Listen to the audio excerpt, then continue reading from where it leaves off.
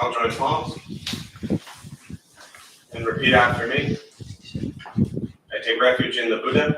I take refuge in the Buddha. I take refuge in the Dharma. I take refuge in the Dharma. I take refuge in the Sangha. I take refuge in the Sangha. Keeping the palms joined.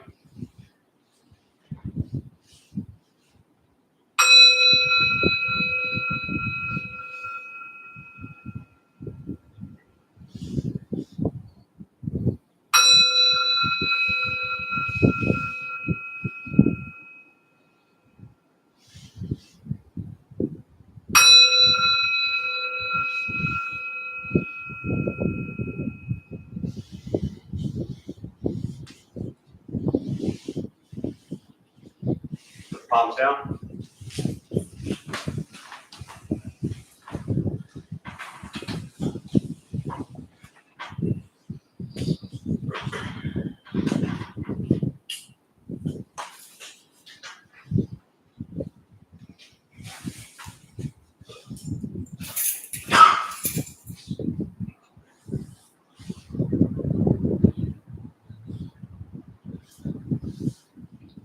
Good morning, everybody. Nice to see you all here. Thanks for showing up. Anyone here for the first time? What brings you here? One of my friends are my mom grew up Buddhist, so I have a little bit. Nice. Did your friend come with you, or they just sent you off on your own? They sent me out. I don't want it to go on my own. Well, I will do my best so you can give a positive report back, hopefully. So, glad you're here. Anyone else, first time here? I see a hand, I don't see a body. There you go. Welcome. What brings you here? Here to learn. I've been reading a bit about it. Nice. What have you read so far? Anything good? Just some of the put me on the spot here. That's what I do. But just I don't know, some things about mindfulness and being present instead of I'd like to learn more about that. Yeah. Mindfulness is such a funny word in this country. It's a beautiful word, and to me, Thich Nhat Hanh's teachings around mindfulness are really just incredible and beautiful, and all the Buddhist teachings around mindfulness and four foundations of mindfulness. Very often we use mindfulness in this Western way to kind of keep the word meditation or Buddhism out. So it depends on what you're reading. I call them closet Buddhists, and the world is filled with them for the last 50 years. As time progresses, and we won't get into all this, but things go up and down, and you have more and more people just kind of openly in corporate worlds and medical professions, things like that, just more honestly and openly addressing Buddhism and meditation for what it is, which is Buddhism and meditation. But you also have a lot of people that are still kind of wrapped up in the kind of fear of what people will think of Buddhism and meditation. So they refer to mindfulness a lot. And one of my favorite things I heard over the years was Karmalekshi Somo's a Tibetan Buddhist nun. Many of you have probably heard this many times, but she was doing a talk years ago at UCSD. We were with the students, and she said, mindfulness without moral and ethical conduct and behavior only gets you so far. She said you could mindfully rob a bank, right? You could mindfully murder somebody. But if you don't have that moral, ethical conduct and behavior, mindfulness doesn't do so much for you. So the practice is taking the mindfulness teachings of being present in the moment, but then looking at, okay, well, here I am present in this moment. What am I doing? What are my actions in this moment? What are my thoughts in this moment? What are my words in this moment?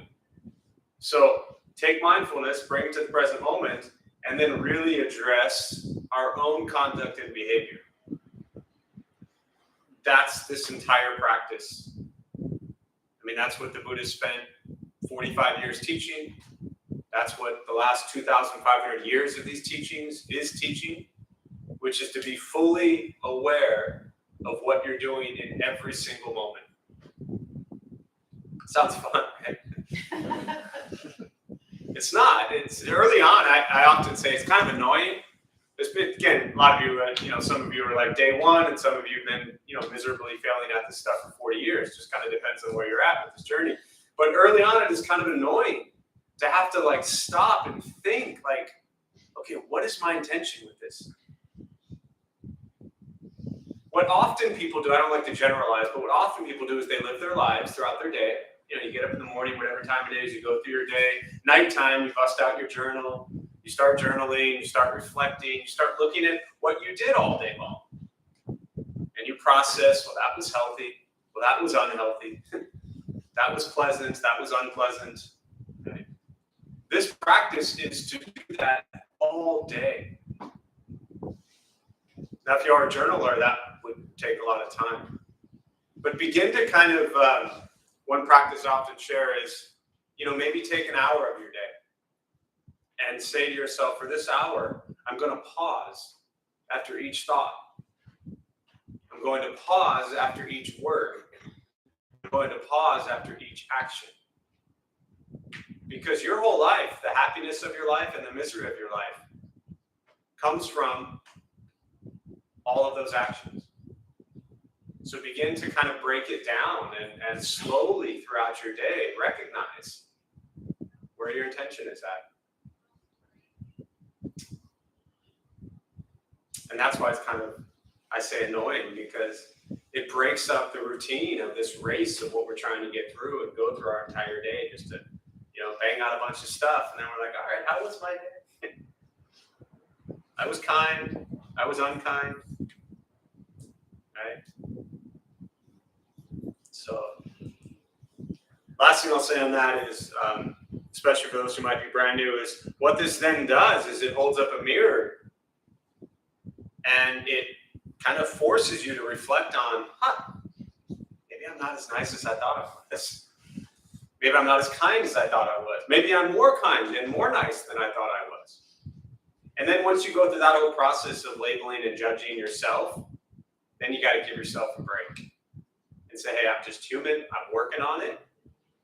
And this is part of my spiritual journey, is to become aware of myself without hating myself. Because too many people who show up in places like this just have too much anger and hatred and resentment and disappointment towards themselves. And they carry that their entire life.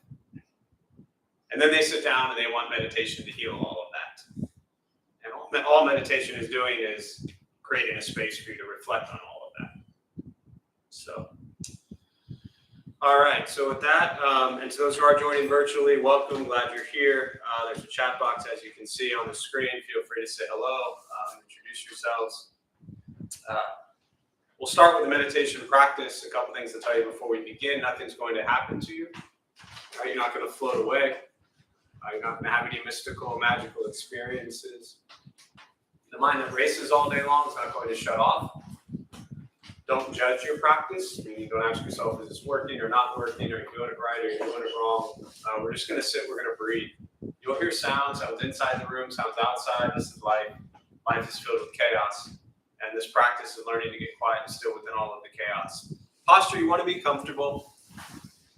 Excuse me. If you are on a cushion, often it helps slide into the front third, pushing the stomach forward, allows the back to straighten. If you're on a bench or a chair, however you're seated, also just trying to sit up straight, relaxing the shoulders, hands are on the knees or lap, whatever's comfortable. If you need to move during meditation, simply move. Movement doesn't make you a bad meditator, just means your leg hurts. So simply move or scratch your arm and then just return to stillness. Again, for those who are brand new, you're not trying to stop your thoughts. You're not trying to empty your mind. You're not trying to think nothing. We're just going to sit and breathe. Your mind will race. I'll say things periodically to bring you back to present moment or wake you up. I'll guide us as we begin and we'll settle into a little bit of silence.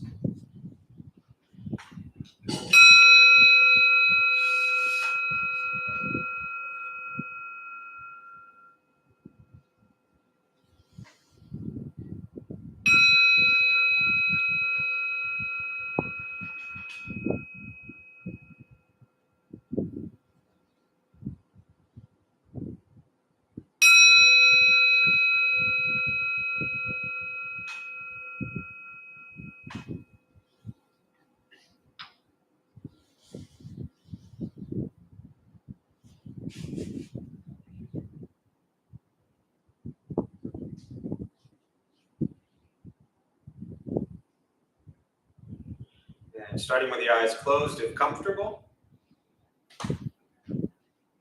or slightly open. Mouth is open or closed, whatever's comfortable. Start with taking 3 deep breaths, slowly.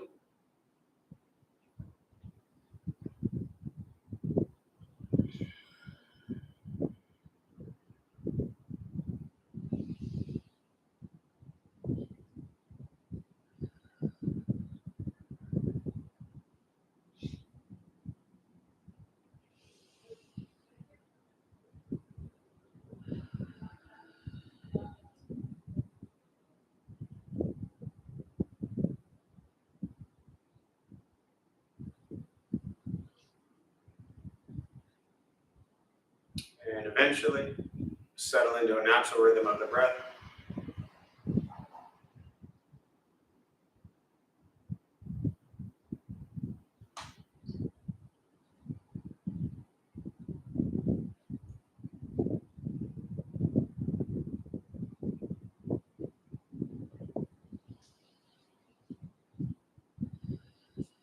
Noticing the mind as it wanders, jumping from thought to thought.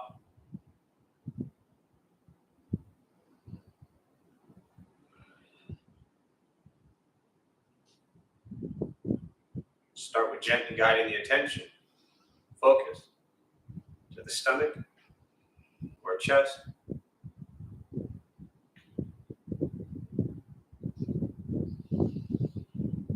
Breathing in, feel them rise.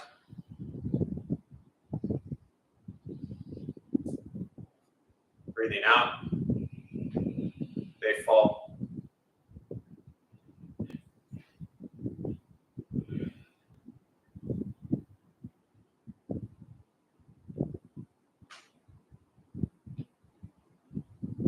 Simply continue this practice, observing sensation of breath.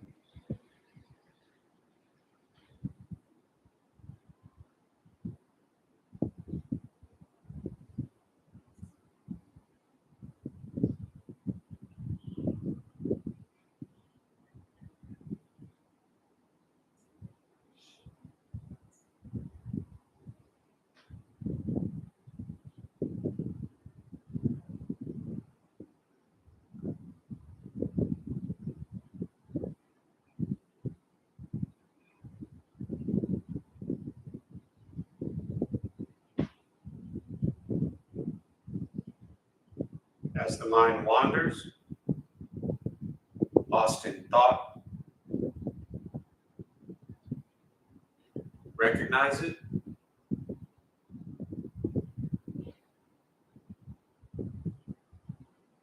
Release that thought, returning attention, focus to the breath.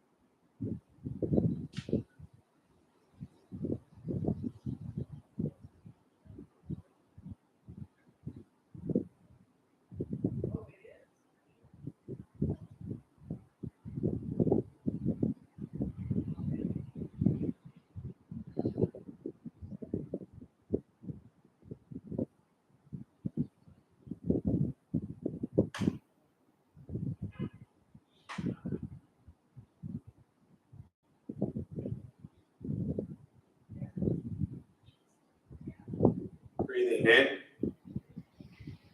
follow breath in.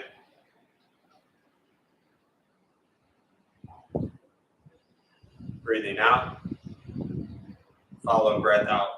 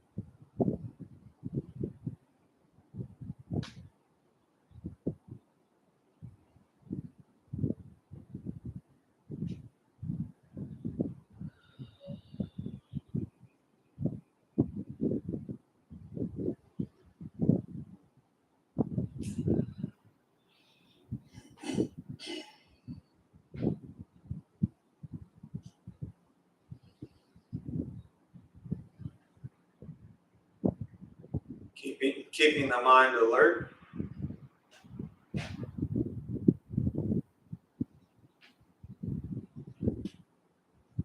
Aware of each sound.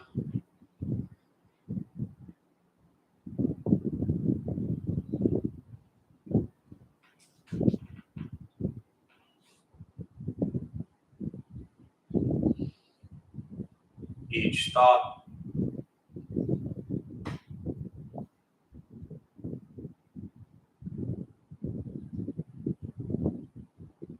Each physical sensation.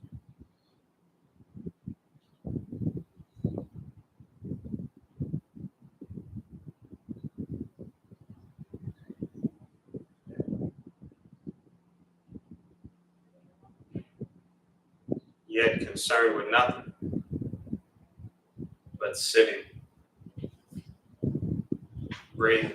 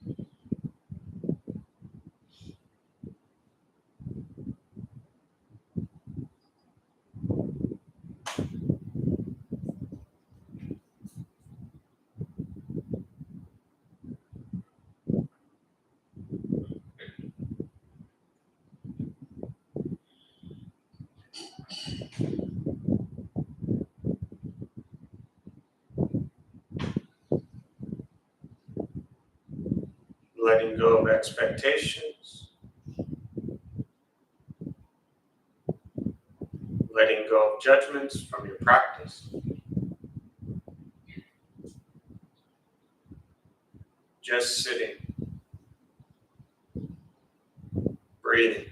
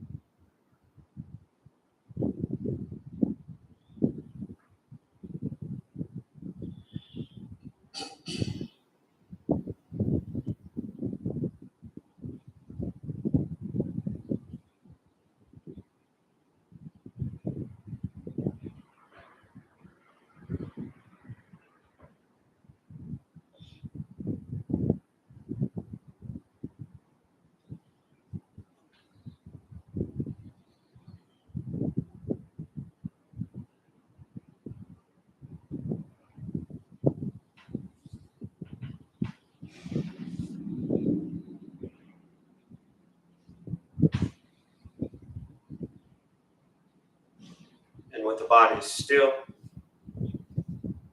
rested,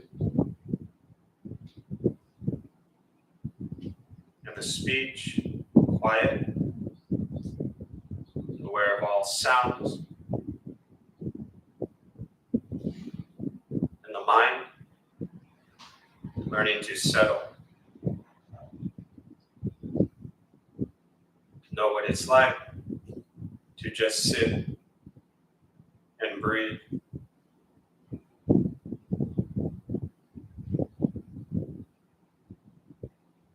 Knowing with each breath, there's nothing else to do, nowhere else to go, and no one else to be.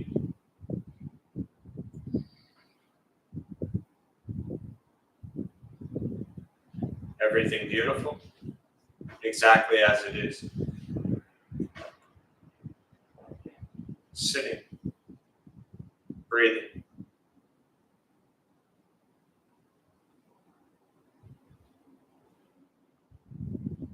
And once again, taking 3 deep breaths, slowly.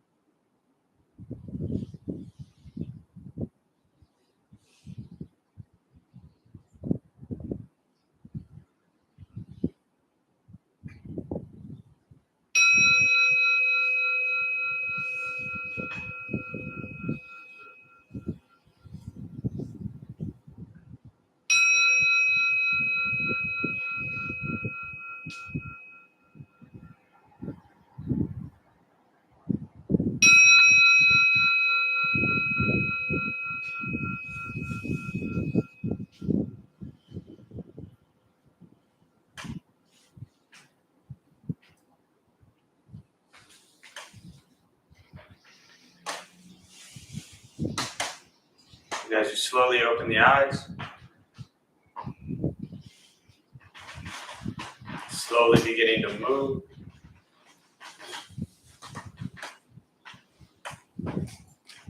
the most important, the practice of meditation,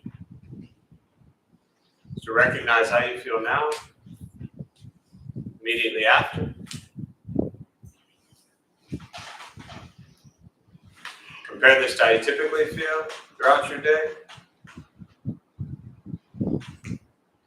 Recognize the difference, if there is one.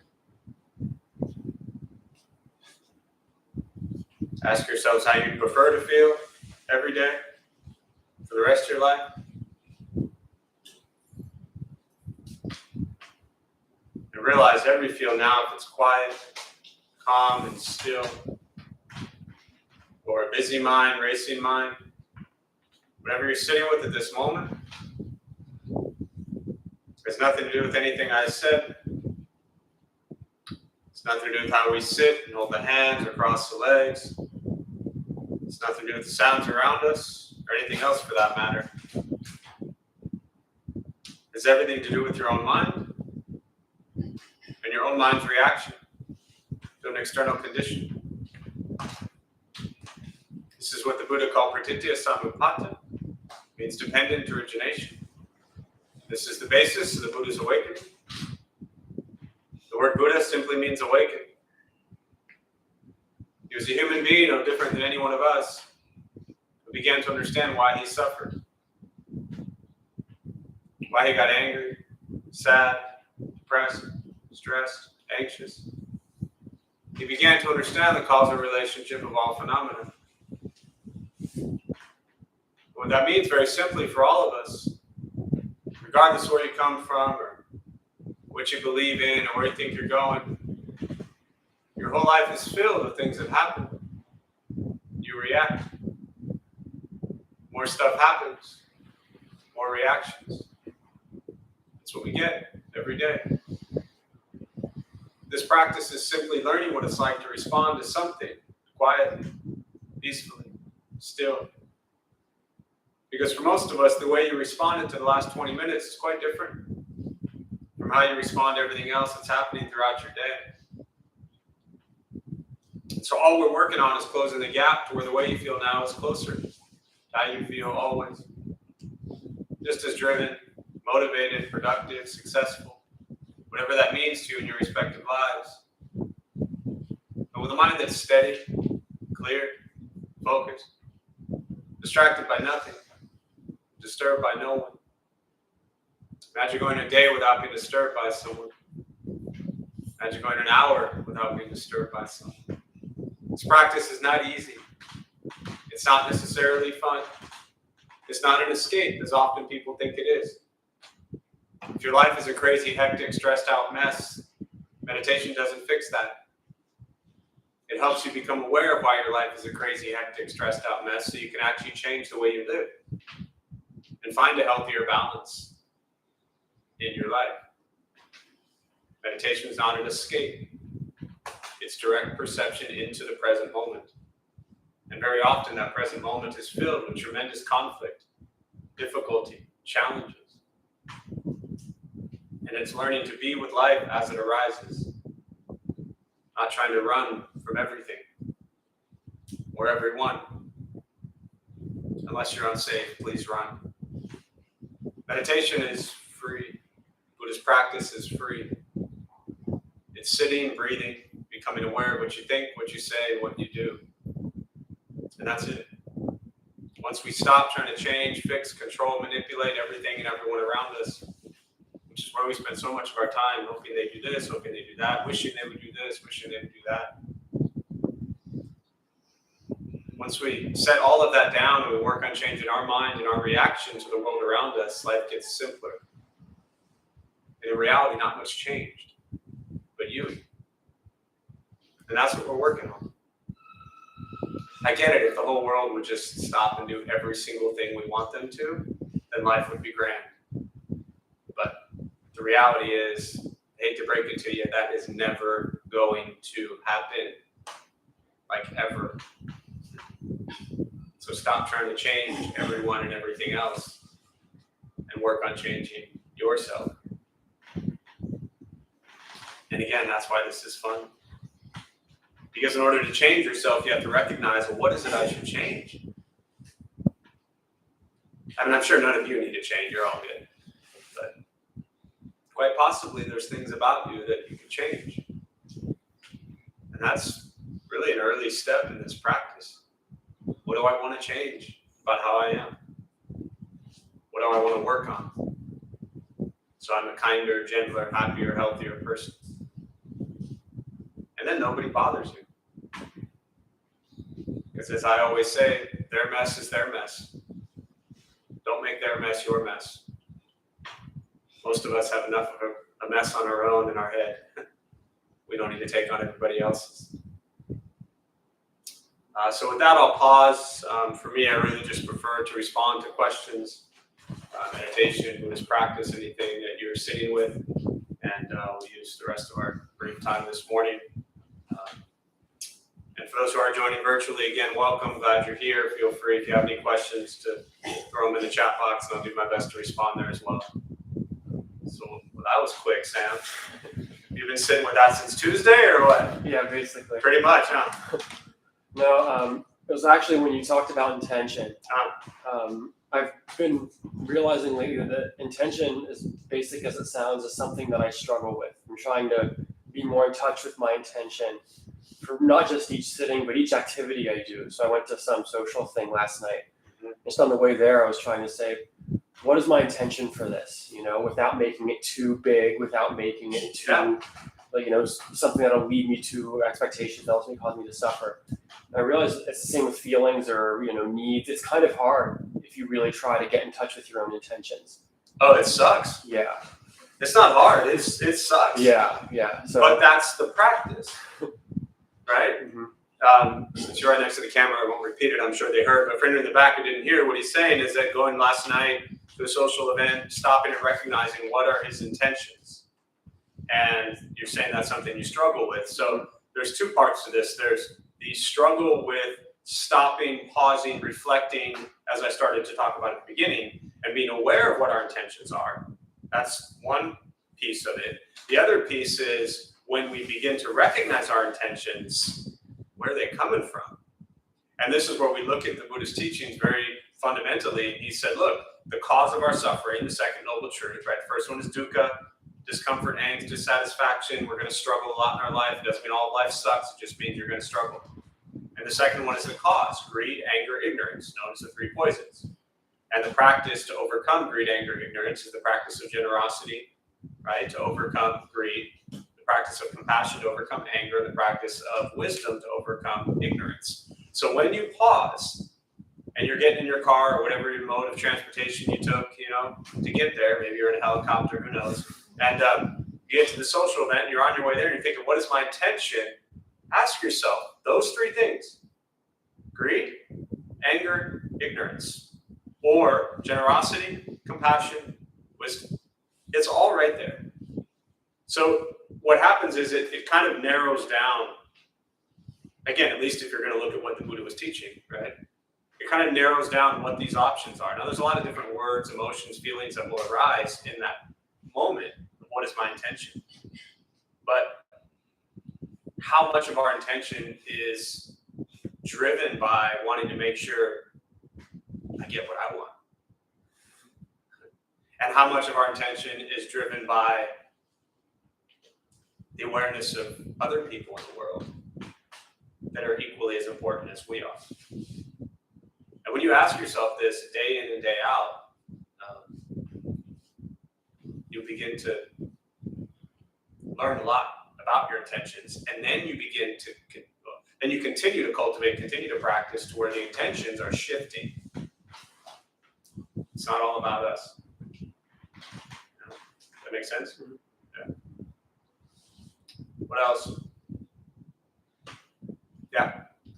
Leading off that, I think that you can do a better job recognizing maybe anger or greed when that's coming up, and maybe I can help those thoughts from happening, but I can try to react in a more compassionate way or something like that. Yes. But I think oftentimes it's hard to recognize ignorance. So can you say something about that? Yes. So, just to paraphrase again for those who maybe didn't hear it virtually, that you're talking about how it's, you're relatively decent at recognizing the greed and the anger, but you're struggling with recognizing the ignorance. Yeah. So, struggling with, just question to you, struggling with it or not willing to admit it? I don't know. Maybe both. Maybe not willing to admit it first. Because if it begins with recognizing, defaulting to Thich Nhat Hanh's teachings on all views are wrong, nirvana, freedom from suffering, the third noble truth, Thich Nhat Hanh, the great Zen master, said all views are wrong. So if you begin to recognize that every view you have is coming from only your view, by default, everything you think, say, and do is ignorant. That's a hard one to swallow. Because we don't like to roam around and think we're ignorant. Now, again, for those who might be new or never heard this teaching, ignorance doesn't mean you're dumb, stupid, not educated. You're ignoring the true nature of reality. That's why I like ignore part of ignorance. You're ignoring reality. Because you're stuck in what? Views. Whose views? Mine. Yours. And your views are always right? I tend to think so. So now we're getting to the root of the problem. Because you tend to think, as I'm sure all of us do in this room, that our views are right, we're always coming from a place of ignorance. So the question isn't, I'm having a hard time recognizing when I'm coming from a place of ignorance. My master always said, Jeff, don't look for answers, change your questions.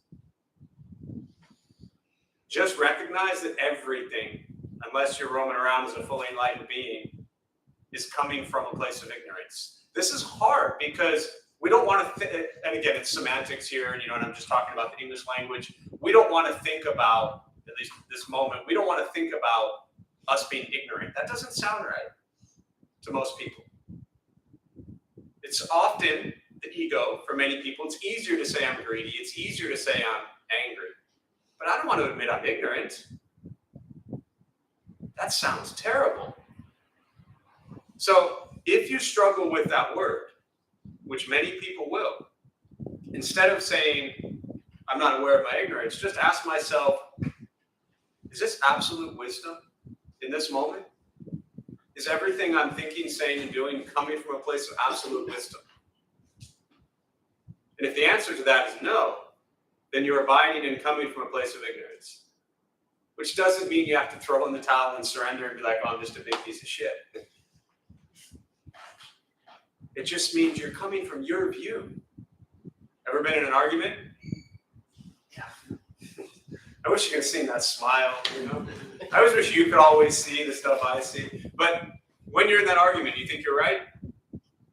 Yeah. Yeah. What do you definitely, not even just yeah, definitely right.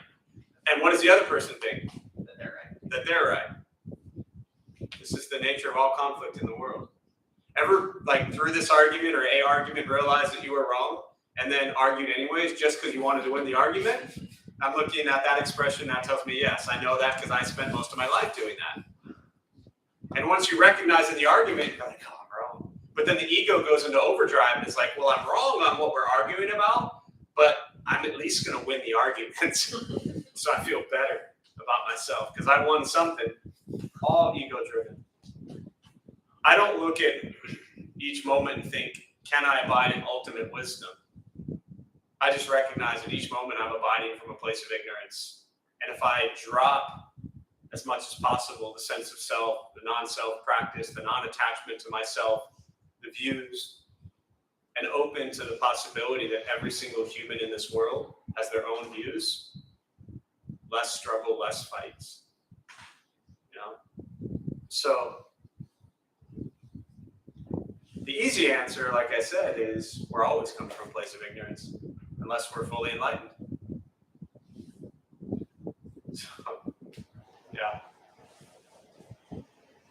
Yeah, sure. Can I build off that? So, Sure. we talked about greed and anger, and we talked about ignorance and help define that. There's compassion, generosity.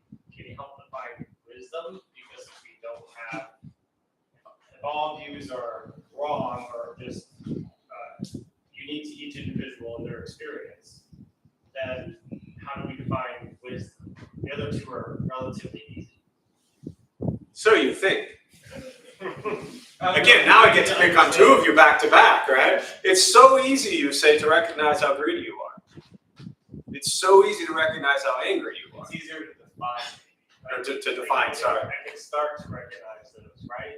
The wisdom one is a little more, I don't want to use the word vague, but it's harder to define.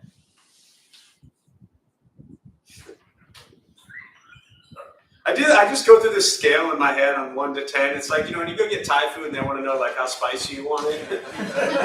It's like 1 to 10. We actually, we were just talking about that. That's funny because I didn't even recognize that we were just talking about that 2 days ago. But so a little insight into the madness of my head leading this stuff. I like go through my head like some scale of like on a 1 to 10, like how gentle and nice or how much I just want to chop heads off, And I usually end up on the 7 to 10 range. But so let me back up with, and you've heard me say this too, but the Buddha asked Subhuti, one of his disciples who was considered one of his wisest disciples. And he asked Subhuti to go give a discourse on wisdom. Subhuti sat down, looked out at everybody, said nothing. And the Buddha came up shortly after and said, good job, good job. As soon as we give a definition, I understand the nature of your question, absolutely 100%, both of you. I feel where you're coming from. And the challenge is, to your question, David, we want to define wisdom so we know what we're shooting for. And I'm trying to take it the other way around, which says, just know your ignorance. Because if I give you some definition of wisdom, that's like you trying to describe what pizza tastes like. Your description of it isn't what it tastes like. So, years ago, I think I just said this Tuesday, but years ago, a college kid was saying questions. And he showed up next time with like a dictionary. It's like, well, here's what Webster says about, like, who's Webster, first of all, right? Here's what Webster says about wisdom. I'm like, oh, okay, well, now we know what wisdom is. I don't look at definition of wisdom. And I look at, as a practitioner, the awareness of my ignorance, which is also coming from a view of ignorance. So I'm stuck. So is the more enlightened you become, does that give you more wisdom? Because you can recognize. I don't know. You'd have to ask some enlightened dude, I guess, or do that. Just work on being less ignorant. Do you know when you do dumb things, usually? That's my problem. I don't know. Yes, I do. Usually we do. Or if we don't, somebody lets us know. So it's really hard, and I hate to pick on the two males in the room who brought up the same question, but that male ego is really strong. And that like alpha male ego, that's strong. It's hard to admit, like, maybe I'm an ignorant fool. And I'm coming from personal experience. It's really hard. Yeah. There'd also be, I've noticed lately, meaning no exact political discussion, but sometimes the ignore part of it, holding my tongue because everybody has a right to think the thoughts that they have before they speak.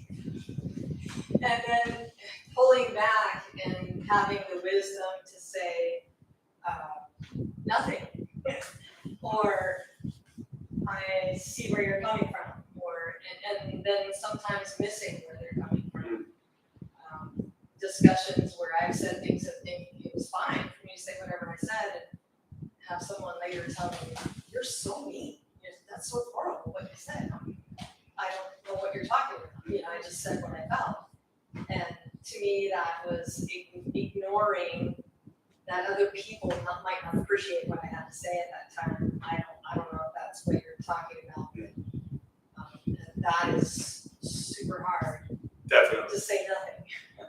Yeah, and I just want to, and I'm not taking what you said as to this point, but I just want to point this out for anybody who might be newer to this practice, that the silent part, and that's again to reference Thich Nhat Hanh and his engaged, he coined the phrase engaged Buddhism. So there's so much racial, social injustice in this world, so much oppression against so many communities, and the Buddhist practice is not to remain silent. So when I talk about Subhuti's discourse on wisdom and his action of staying silent in talking about wisdom, that doesn't mean that silence is always wisdom. Do not stand or sit or walk and allow oppression and racism and sexism and all these things, the patriarchy, all this stuff to exist. Do not stay silent. Engage. Fight. But do it from a place of compassion, not from a place of hatred and anger. So the wisdom here, from my understanding of these teachings, is that be very vocal, but from a place of compassion and love. That's the wisdom in expressing your views versus expressing our views towards people that we disagree with, and then we're throwing hate at them, which is sad because that's actually what's coming at people, is hatred. So in fighting and defending, we're throwing hatred back. That's not the wisdom. That's anger. And it's really skillful. The word is upaya, but it's a very difficult skill to argue, to speak up, to fight against with love and compassion in your heart. Yeah, it was a hand. Yeah, Carol. Yeah, Carol. Yeah. Trungpa said there's not much point in worrying about whether or not you're going to become enlightened, because when you do, there's no one there to experience it anyway. Yeah. So just to repeat that as closely as possible for those who didn't hear it, what Carol said was Trungpa. She's referring to Chogyam Trungpa Rinpoche, a great Tibetan Buddhist teacher, master from the 60s, 70s. He said, don't worry about becoming in what happens. Yeah, don't worry about trying to Experience. Because once you become enlightened, that personality that was seeking to attain something is gone. Right. There's no one there. Right. It's almost like the expression where the bodhisattvas would not roam around and be like, yo, look at me, I'm a bodhisattva. You know, yo, check me out, I'm an enlightened being. Because who is it that is even recognizing the enlightened being? The practice of non-self doesn't mean you're not there, doesn't mean you don't exist. It just means your perception of self, your ego, all of that begins to fall away. Yeah. What else?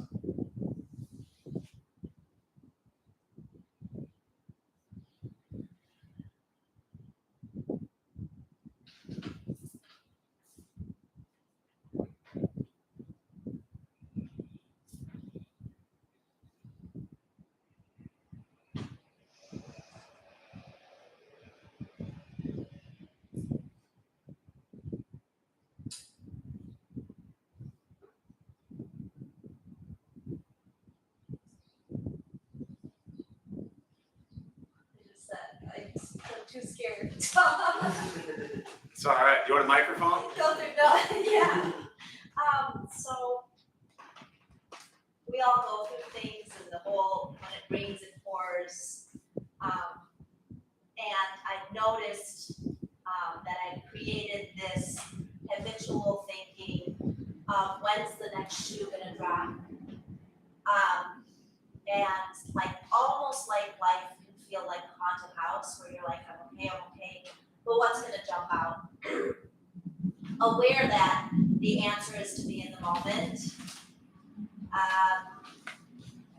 and doing that work, but I'm just wondering if there's some way that you would respond to that experience, because I'm really sick of feeling that way. Yeah. Yeah. So the question around, understanding, staying in the present moment is great, but living, I don't know if you said the word fear, but what I heard in your question was nothing but fear. Living and coming from a place of fear of thinking, okay, things are great, but when's, the next shoe going to drop? When it rains, it pours.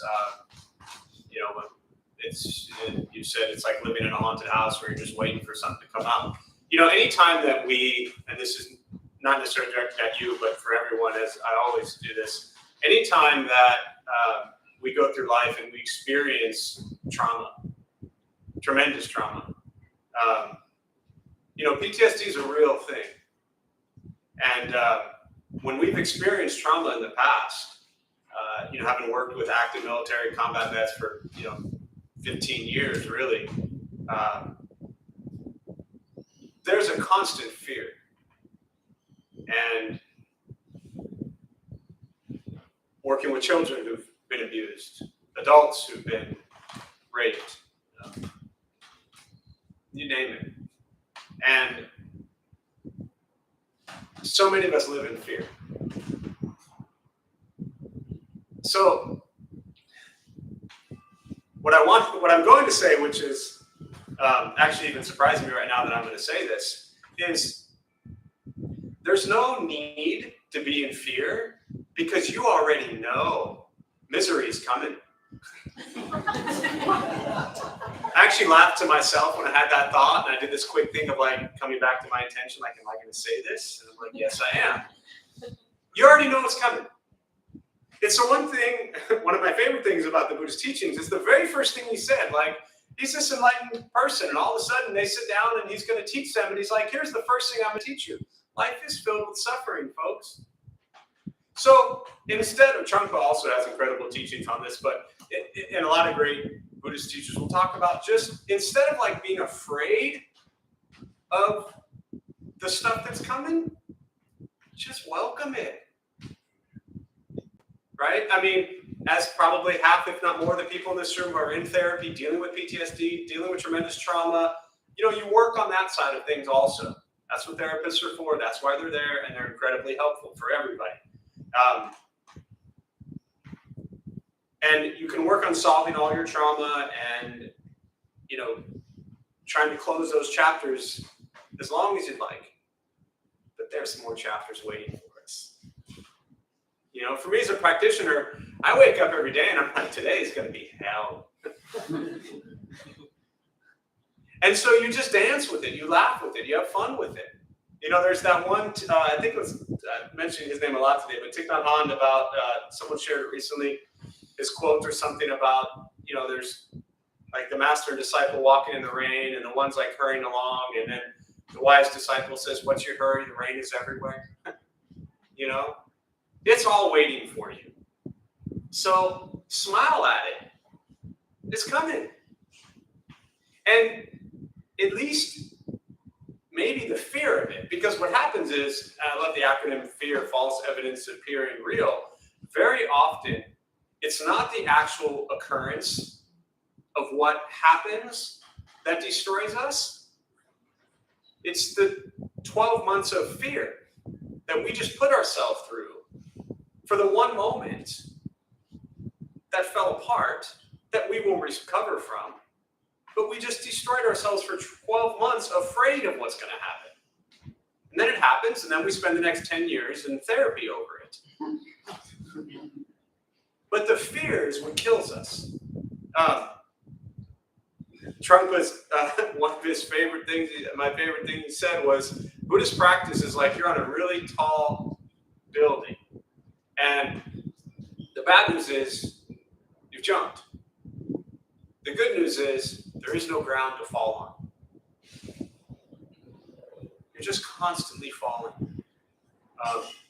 But can we do it with joy and happiness? And, oh, by the way, as we're going through this life and, we're talking about suffering and we know hell is coming our way. Hell is the wrong word to use, but we know challenges, difficulties are coming our way, right? We know it's coming. But all along the way, there's also so much joy, so much beauty, so much happiness. And every moment that we spend wrapped up in fear, wrapped up in anger, wrapped up in sadness, wrapped up in depression, wrapped up in therapy, wrapped up in trauma, we're actually missing the beauty of everything that's around us in that moment. So carve out a little bit of time a day, maybe an hour. I'm going to spend this hour in complete fear of everything that's going to happen to me in the future. And then go on and have a beautiful day. Give yourself time to be afraid if you want. But kind of, lock it into an hour. And then go enjoy life. And what tends to happen is as you're enjoying life, you're less afraid.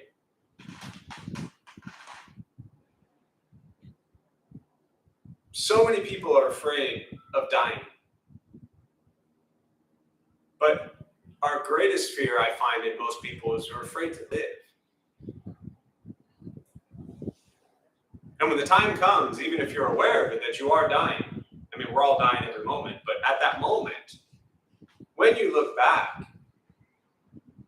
all the fears aren't going to matter anymore. What's going to matter is, did you live your life? Did you enjoy your life? Were you pleasant with your life? That's what matters. And fear just destroys all of that. So,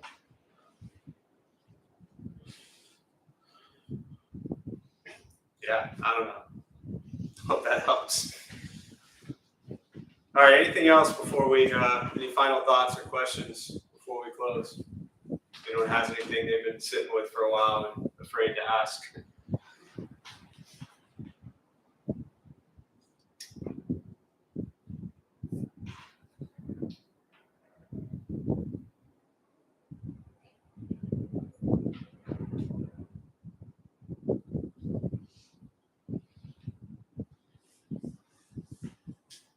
All right, we're good. Join palms as we close. May the benefit of this practice be shared with all beings in all directions.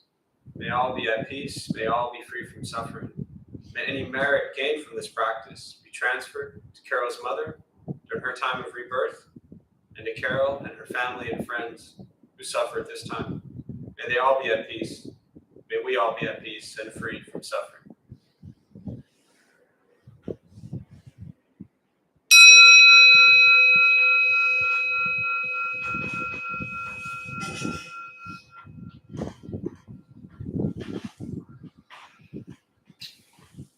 All right, a few quick announcements before you all head out. Thanks for being here. My name is Jeff. I'm a Dharma bum. We opened up this temple 17 years ago to introduce Buddhist practice to those who show up. Those of us who lead, we're not nuns, we're not monks, we're not gurus, we're not masters, we're not teachers, we're not looking for students. We're just practitioners. We do our best to take our understanding of Buddhist teachings and put it into terms that hopefully make sense to those who show up. So just about every night we have different practices going on, led by different folks from different backgrounds. We have a recovery sangha for anyone dealing with addiction, drugs, alcohol, whatever it might be. That meets just about every day somewhere around here. Food redistribution program, I think probably still one of the best things we do around here every Thursday, 5 o'clock. We prepare sandwiches and we go downtown and feed people, sleep on the streets every night. So anytime you struggle and you think your life sucks and everything's coming to an end, feed people, sleep on a sidewalk in a tent, and tends to put things into perspective a little bit. I always say that practice, they're going to make it through the night probably without the sandwich. That practice is as much for us as it is for them, if not more for us. So that's every Thursday, 5 o'clock, just show up. Other than that, full schedules on the website, always something going on. We do have a couple of special guests coming up. Tuesday night, bit of a Myazong. And then in September is Pomyan Sunim, the great Korean Zen master. He'll be here. I think that's September 12th, but all that stuff's coming up. So thanks for being here. Buddha for You is down there if you need anything. If anyone wants to stick around and help sweep outside, clean up, clean temple, anything like that, there's also a list by the door with stuff to do. So thanks all for being here, and wish you well.